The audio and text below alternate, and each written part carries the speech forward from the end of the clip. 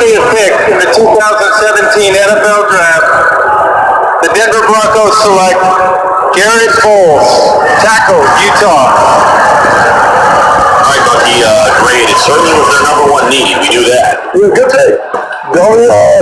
This is exactly what we said. How many times have we mocked Garrett Bowles going to the Denver Broncos? This is Every time. Also athletic, offensive tackle, guy has tremendous movement skills, plays with a nasty demeanor. He can do everything that you want to see on the outside. The only concern that you will have is he's a one-year player. When I talk to scouts, some side guys will say, I'm a little worried about his underdevelopment physically in the lower body. He doesn't necessarily have the strength that you consistently look for. But athletically, from a movement skill standpoint, I like his game. I like what he brings to the table. Garrett Bowles is filled with hate. and when I say that, that's a compliment. He is a ball of hate, and when he plays, just look at the baby comes on the court. And here's something I asked him. So at the combine, he said, when I played before, I've always had he had some issues in his background a little bit. He's always got tremendous edge on the field. So 5 high schools in 5 years? Yeah, and he went on a Mormon mission. He went on a Mormon mission. He had some other issues. So anyway, so he'll be 25 years old next year. But Garrett Bowles is a guy who said, I had issues, with my anger and with this and that, but now I can flip the.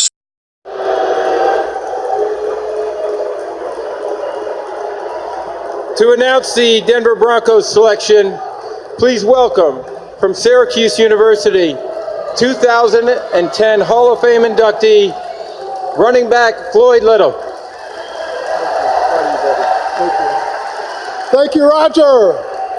With the 51st pick in the 2017 NFL Draft, the Denver Broncos select Marcus Walker, defensive end, Florida State.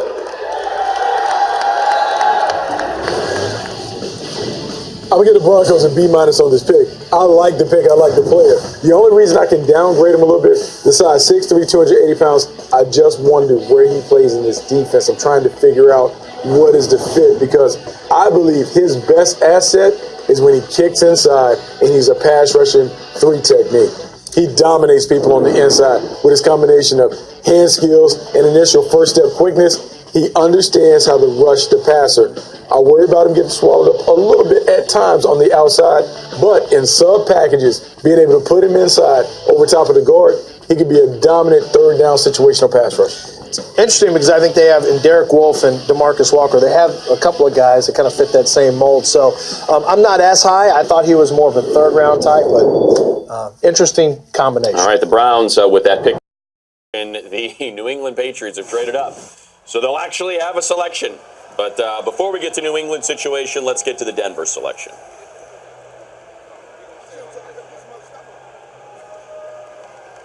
To announce the Denver Broncos selection, please welcome from Missouri Southern State University, undrafted free agent wide receiver, 2-time Super Bowl champion, Rod Smith.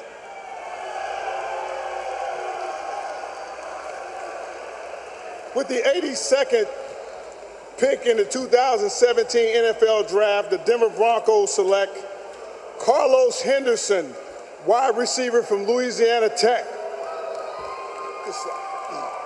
There you go. Thumbs up, Rustin. What do we think of Carlos Henderson, gentlemen? This is a guy that had a lot of love. You talk about, Lance talks about love in the streets. I say love in the club. There are a lot of people that were on this guy because of his explosiveness. To me, when I see him, I see more as a running back converted to wide receiver. Yes. Kind of a rugged player. Not necessarily smooth or fluid in terms of his ability to catch the ball, but he has speed and explosiveness. And we think about delivering explosive plays and putting the ball in the paint. Because of that, there was some fascination about him. He's going to get a chance to make plays in that offense. We'll see if he can put the ball in the paint and learn how to master some of the nuances of playing wide receiver. I think it's interesting because obviously you have, I think he's more of a slot, and obviously they have Emmanuel Sanders there. But Benny Fowler, you had Latimer. Cody Latimer. Yeah, Cody Latimer. You just haven't really been able to find a number 3, that next guy. And so I think he's the Eddie one. Royal left. Yeah, he's the one that they want to find. I think he's got the potential, I think, to be that next guy as well. And I thought he was tough to grade on tape, Bucky, because he was just such a different kind of guy. A lot of times you'll have these offenses where you say, well, this isn't anything like an NFL offense. So everything was dump and run. And then all of a sudden you watch tape, and he's got a chance to beat you vertically. So he's kind of interesting. So he has some juice. He's going to have to be taught how to learn routes. We mentioned this will be the first pick. In. All right. With the 101st pick in the 2017 NFL Draft, the Denver Broncos select Brendan Langley, DB Lamar. Welcome to the no-fly zone, young man. There we go, no-fly zone. So Brendan Langley, transfer in from, I can't remember, I think he was Georgia. Yeah, Georgia, went over to Lamar. I don't think his tape is great from a mirror and match and kind of transition and stay connected to the routes. But here's what I have learned over the years now. When you can run like this kid can, and when you have the athletic ability and the physical size and tools, that gets drafted, and then you just bring the player along. So I think this is clearly a height, weight, speed draft pick, Bucky, and you just say, obviously he can't catch the ball. I mean, you can obviously see that. Both of them. But he is a guy that can... Give me some new tape. I think he's eventually going to become an NFL player. It's going to take a little while, I think. Yep. High weight speed. You're now in the third round. We're at the point where we're looking at developmental prospects. And as we do it in the draft, we set in grades. Third round, you need to have 2 or 3 redeeming qualities and traits. He has those: height, weight, speed, some athleticism. There is our War Room View in Denver, presented by Honda. Let's get right back to... All right, the Broncos start us off in the 5th round. Live from Pinion Canyon Maneuver Site here in beautiful Colorado. Hi, I'm Carl Mecklenburg, former Denver Broncos linebacker, along with my buddy and teammate, linebacker Randy Gradishar. We're excited to introduce Specialist Ashley Smith of the 1st Striker Brigade. With the 145th pick in the 2017 NFL Draft, the Denver Broncos select Jake Butt, tight end, Michigan. All right. Go Broncos! Go Broncos! All right, Lance, Bucky, a player that slipped due to injury, but supremely talented. You know, he's supremely talented. I believe he is a terrific prospect. I thought he was a guy that had 2nd-round talent. He is a natural wide tight end, meaning he's complete in the way that he plays the game. Reminds me a little bit of Jason Witten in terms of how Jason Witten is able to use his body and manipulate as an older player. I believe he's going to have all of those tricks in his bag. Outstanding pass catcher, solid blocker at the point of attack. This is a nice value pick for the Broncos at this stage of the draft. Yeah, and, you know, the other thing here is he can get out in space and make some catches. I mean, there's a ton of tight ends on the roster there for the Broncos, but obviously they see Butt as a guy who can compete with higher men. Denver. Hi, I'm Annie, Denver Broncos cheerleader, coming to you with the Denver Broncos Boys and Girls Club from a snowy Mile High Monument. With the 172nd pick in the 2017 NFL Draft, the Denver Broncos select Isaiah McKenzie, wide receiver, Georgia. Yeah! Go Broncos! This is a special teams addition. This is a terrific return man, a guy who has juice, suddenness, exceptional timing and precision with the ball in his hands as a kick Punt and kick or kick? Punt and kick. He Okay. can really do a good job with the ball in his hands. I think he has an opportunity to put the ball in the paint. He is a trick and gadget player. They we see on the little end around in reverse. You worry about the side, but because he is such a specialist, he's going to have an opportunity. I think he should be their starting kick and punt returner initially, and then occasionally sneak his way onto the field to get advantage of some of those tricks and gadgets. Please understand that the Tyreek Hill has an impact that goes beyond just a division. People have seen how the Kansas City Chiefs have been able to use a guy who was pegged for one role and a variety of roles.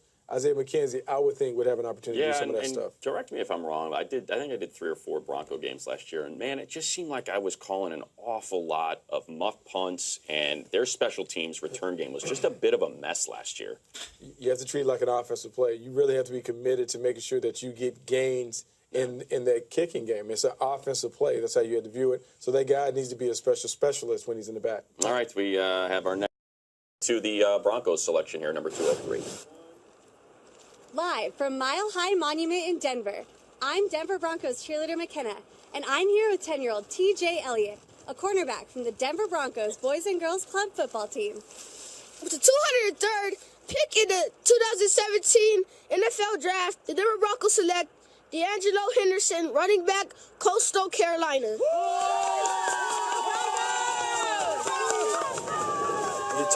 You talk about being able to find productive running backs late in the draft. I don't know how much you've seen of him, Bucky. I'm a big fan of D'Angelo Henderson. This guy's got some juice around the edge. He can get the corner. He is a powerful guy at the point of attack, as you just saw there. Is that Mike Tolbert? I mean, he plays like he's 217, not 207. And you saw that is some nifty footwork. He's got great balance, a low center of gravity. There was something about him. He was an early study for me. I watched him. He was one of my first 50 players that I graded this year out of 500. And he stuck with me the entire time. A lot of times I forget, and I got to go back to see my notes here, even during the broadcast. I didn't forget on D'Angelo Henderson. D'Angelo Henderson is a guy who plays very physically as a running back, understands that he can match power for power when he gets on the edge against the defensive backs. And I like him. I think he, like Quiz Rogers, plays bigger than his weight.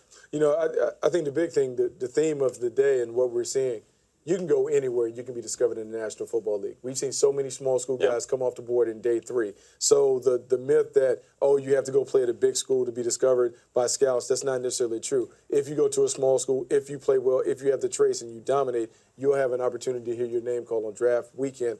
That is the biggest thing that I've taken from today. We're seeing a bunch of small school standouts hear their name called. Especially if you go to a small school with a mascot named after a character from Chaucer's Canterbury Tales, the Chanticleer. What? It's one of the 5. They wear teal, and it's the Chanticleer. All right, Dave Damashek, what do you got? Look, people. Mr. Irrelevant will be revealed in a mere 5 seconds. The Denver Broncos selection is in. Out to Philadelphia for the final Ladies pick. and gentlemen, as they say, all good things must come to an end, and we have reached the final pick for the 2017 NFL Draft. To announce the final selection, here are Ed Fitch, Melanie Salata Fitch, CEO of Irrelevant Week, and daughter of the founder, the legend, Paul Salata. Take it away. Good to see you. All right, good seeing you. Thank you, Philadelphia. We've been having a blast here the whole week. You guys are great. So for the announcement for the selection of Mr. Irrelevant 2017, just like Rocky Balboa, the ultimate underdog, we will be there you go. We'll be bringing him out to Newport Beach at the Balboa Bay Resort. The last selection in the 2017 National Football League Draft by the Denver Broncos. They select Chad Kelly, quarterback from Mississippi. Thank you very much, Philadelphia. Yeah. Guess so. Hey, we say that you would rather be a free agent, choose your destination, but being Mr. Irrelevant's pretty sweet with all the stuff that comes along with it. You know what? And who is his uncle? Well, that's what we just said. Jim Kelly, maybe we'll call into John Elway and, hey, how about help me out here? So I think without all the stuff that he's got in his background, he's got some medical and he's got some character concerns. I thought he was about a 3rd to 4th round pick. He is an improv player, makes a lot of plays on the move when he needs to. He's got a pretty good arm. He's got some arm talent. I think there's a question about how coachable he is, and he's a little bit combustible as a personality. A little bit. But, you know, he finds ways, you just saw right there, to shake free, get out of the pocket, make plays on the move. And it's not in the Johnny Manziel type of way where he can't win from the pocket. I think Chad Kelly has the ability to be an NFL player, but he's got to, you know, if he's got the maturity to do it, that's one question. And can he be healthy? But you see some throws now. Against Florida State, he had one where he laced it. I mean, laced it in the seam, and I thought that's a throw that not a lot of guys can make. And then in the second half of games, when teams got a feel and a read for him, he really struggled sometimes in the second half. So my takeaway from that is Tony Romo, we don't need no stinking Tony Romo. We got Chad Kelly in our back pocket. Yeah, but you know, it's funny that you say that because some of the things he did on the field, I thought he was kind of similar to Tony Romo. Yeah. All right, that's it.